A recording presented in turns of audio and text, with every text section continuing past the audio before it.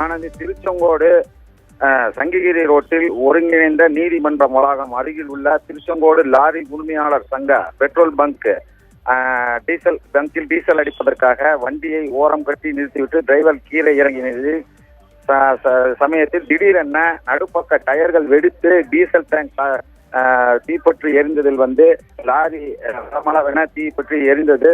இதில் அருகில் இருந்த கடைகள் மற்றும் ஓரங்களில் நின்று கொண்டிருந்த இருசக்கர வாகனங்கள் என 6 வாகனங்கள் முற்றிலும் எரிந்து சேதமானது.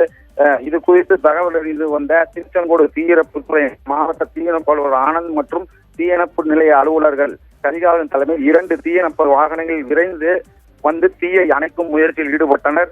இந்த தீ விபத்தில் டீசல் தீப்பற்றி எரிந்ததில் பூச்சிகளை ஏற்றி வந்த அந்த 12